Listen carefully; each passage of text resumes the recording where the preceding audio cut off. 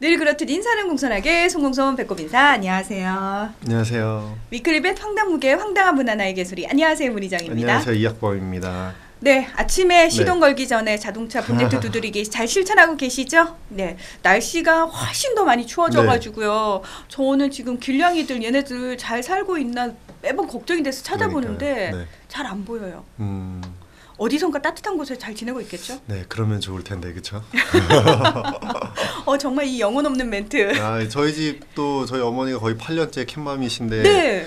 네, 겨울에 많이 안 와요. 겨울 겪으면서 안 오는 경우가 많아요. 그래서 3년 이상 오는 경우가 한 마리도 없었어요, 지금까지. 네. 그러면은 안타깝습니다. 안 좋은 거 아니에요? 소식이 없으면은 무소식이 희소식이 아니라 안 좋은 거예요. 그렇죠. 길고양이들 평균 수명이 뭐 2, 3년이라고 하잖아요. 근데 네. 제가 저희 엄마 이렇게 길고양이 밥 주는 거 보니까 확실히 2, 3년 정도인 것 같아요. 네. 예. 보이던 애가 안 보이면 참 그렇게 마음이 쓰이더라고요. 예. 혹시 길 가다가 길고양이 보이면은 따뜻한 시선으로 한 번 더 바라봐 주시고요. 네. 자, 이렇게 우리가 사실 그냥 지나가는 고양이한테도 마음이 쓰이는 게 사람 마음이잖아요. 근데 본인이 키우던 반려동물이 사실 잘못되면은 그것만큼 가슴 아픈 일이 없잖아요. 그럼요. 예. 네.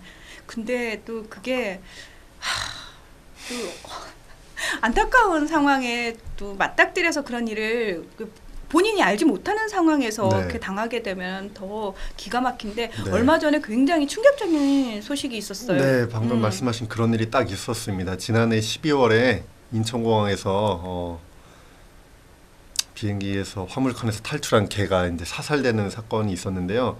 그 보호자분이 이제 우리나라 분이 아니에요. 태국 분인데 자기 고향으로 이제 개를 데리러 가려고 하다가 이제 그분은 이제 비행기 탑승하려고 하는데 개가 죽었다라고 통보를 받고 이제 가봤더니 이제 개가 이제 죽어 있는 거죠. 뭐 그런 일이 있었습니다. 그 처음에 기사가 떴을 때는 왜 좀 무서운 얘기들이 나왔어요. 사살이라는 얘기가 나와서 이게 뭐지? 그리고 어떻게 된 거지? 네. 라는 그 약간 뭔가가 잘못된 건가? 뭐 그런 네. 생각을 했었는데 그 상황 자체를 자세히 알아보니까 좀 안타까운 부분들이 그렇죠. 많았어요. 이게 이제 화물칸에 반려견을 기내 탑승하는 경우도 있고 못하는 경우도 있는데 그렇죠. 이게 비행기마다 다른 거예요. 약관마다. 그러니까 항공사마다 다른 거예요. 그렇죠. 근데 네. 타이항공 같은 경우 제가 찾아보니까 2013년에 이 약관이 개정되면서 비행기 안에 동반 탑승하는 경우를 아예 막아놨더라고요. 뭐 이런 특수견 있죠. 네. 뭐 시각장애인 안내견이라든지 뭐 이런 특수견 빼고는 일반 반려견은 절대 아예 탑승을 못하게 해놨더라고요. 근데 우리나라 국적기 같은 경우에는 다 한 마리씩은 태울 수 있거든요.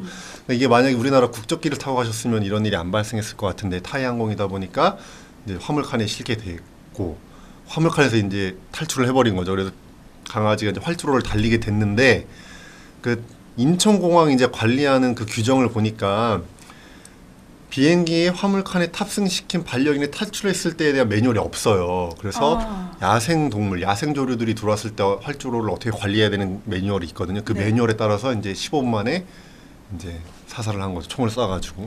그러니까 1차적인 책임은 사실 항공사인 타이항공에서 케이지 문을 제대로 관리하지 못한 그렇죠. 게 그렇죠. 네, 1차적인 근데 책임인데 그 보호자분 얘기에 따르면 자기가 케이지를 확인했대요. 잘 잠갔었다고 하더라고요. 근데 어떻게 탈출했는지는 뭐 알 수가 없죠. 뭐 옮기는 과정에서 이게 풀린 건지 뭐 그건 알 수가 없습니다. 저는 그 다음 왜 공항 측에서 꼭 그렇게밖에 대처할 수 없었을까라는 생각도 들거든요. 네, 사실 아쉽긴 하죠. 이거 뭐 네. 매뉴얼에 따른 대응이었다고 해서 사실은 뭐 비난을 하면은 이거 시행하신 분을 비난할 게 아니라 이제 매뉴얼이 그거밖에 안 된다. 는 점을 비난해야 될 것 같아요. 왜냐하면 해외에서는 이런 일이 있을 때 좀 더 적극적으로 잘 대응하는 경우가 있거든요. 그래서 몇 가지만 좀 알려드리면 일본에서 이런 일이 비슷한 일이 있었는데 하네다 공항에서 이제 걔가 이제 활주로를 뛰어가는데 심지어 반려견도 아니었어요. 야생에 온 들개였는데도 10여 편의 비행기 이착륙을 좀 지장을 주면서까지 이걸 포획한 일이 있었고요. 미국 LA 공항에서도 이제 강아지 품종 박서 있잖아요. 걔가 케이지를 물어뜯고 탈출해서 1시간 동안 활주로를 누비고 다녔는데 이것도 사살 안 하고 비행기를 연착륙을 시키면서까지 이제 생포한 뭐 그런 일들이 있었고요. 이게 해외에서는 이렇게 잘 대처를 했잖아요. 근데 우리나라에서 15분 만에 사살했잖아요. 근데 태국이 정말 동물을 너무 사랑하는 나라거든요. 특히 불교 국가거든요. 불교 국가여서 예. 태국 장난 아닙니다. 거기 길거리에 있는 개들도 정말 사람들이 다 좋아하고 왜냐면 우리 조상이 개로 환생했다고도 생각하고 이렇게까지 그렇죠. 해요. 예, 맞아요. 얼마 전에 돌아가셨지만 그 왕도 너무너무 개를 사랑했고 그래서 그런 나라였기 때문에 이게 태국에서도 충격을 받은 거예요. 그래서 우리나라를 비난하는 방송이 뭐 쏟아지고 있습니다. 네. 그러니까 뭐 항공사 측의 잘못이다 또는 뭐 공항 측의 잘못이다 이런 걸 떠나가지고 그 반려동물을 이제 함께 비행기에 타고 가는 경우가 굉장히 많아졌는데도 네, 불구하고 그렇죠. 왜 공항 측에서는 아직까지 반려동물에 관련된 규정이 없었는지에 대해서도 아쉬움이 좀 네, 들고요. 이제 인천공항에서 좀 만들어야 될 것 같아요. 그 그러니까요. 규정을. 네. 예, 확실하게 좀 만드셔야 되고 또 하나가 그 이후에 너무 대처를 미흡하게 하지 않았나. 네, 이거는 예. 이제 타이항공 측의 잘못이라고 봐야 되는데 이제 한 30몇만 원 정도 보상해주겠다고 했나 봐요. 그래서 그거 왜 또 30몇만 원일까 제가 찾아봤더니 타이항공 그 약관에 수화물에 대한 보상 규칙이 있는 거예요. 네. 기내 같이 갖고 탄 수화물이 뭐 손상됐을 때 뭐 보상 금액, 화물칸에 실은 거에 대한 보상 금액인데 그게 1kg당 뭐 얼마 이렇게 돼 있는 거예요. 그거에 따르면은 그 30만 원도 좀 많이 강아지를 5kg 따졌을 때 많이 주는 편이더라고요. 네, 타이항공이 사실 태국 국적의 항공사잖아요. 그러니까요. 예. 근데 그 일반적인 국민의 정서와는 항공사 규정이 많이 다르구나라는 생각도 좀 들고요. 예. 아마 그 이번 사건을 통해서 많은 반려인들이 이런 걱정하실 것 같아요. 아, 나 이번 휴가 때 또 장거리로 뭐 해외를 가야 할 때 과연 내 반려동물을 어떻게 데려가야 될까? 그거 네. 고민 많으실 것 같아요. 맞아요. 해외 반려동물 데려가시는 분들이 많아요. 근데 이제 규정이 이 비행기에 반려견을 동반 탑승할 수 있는지 여부는 이제 항공사마다 다른 거고. 그러니까 항공사를 직접 알아보셔야 되는 거고. 그래서 항공사마다 이 항공사는 개를 데리고 탈 수 있는지 없는지. 또 어떤 항공사는 뭐 5kg 이하는 데리고 탈 수 있고 5kg 이상은 한 마리여도 뭐 붙여야 되고 뭐 이런 경우도 있거든요. 그러니까 항공사마다 다르니까 알아보셔야 될 것 같고 대신에 이 해외로 반려견을 데리고 나갈 때 우리나라 이제 공항을 통과해야 되잖아요. 그렇죠. 검역이 필요한데 그 과정은 좀 비슷합니다.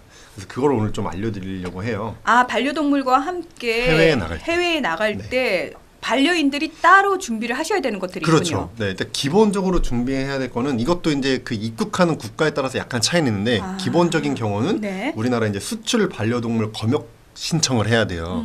농림축산검역본부 이제 수의사분들 많이 계신 국가기관이죠. 거기에 홈페이지에서 신청을 먼저 해서 신청을 하셔야 되고 그다음에 검역을 받아야 되는데 가장 기본적인 게 이제 광견병 예방 접종이에요.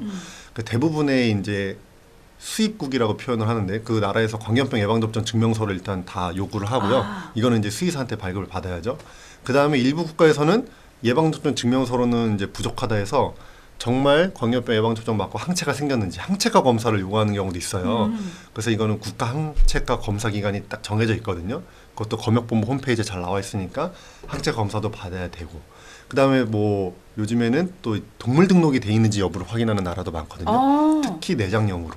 외장형은 분실의 위험이 있잖아요. 그렇죠. 떨어질 위험도 있고 특히 이제 수화물에 실어서 가니까 더 떨어질 위험이 많죠.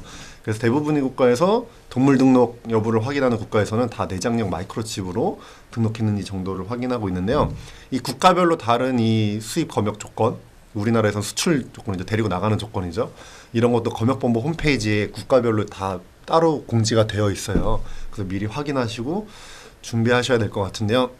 만약에 광견병 예방접종이 하나도 안 돼 있다. 항체가 검사까지 필요하다. 또 동물 등록까지 필요하다.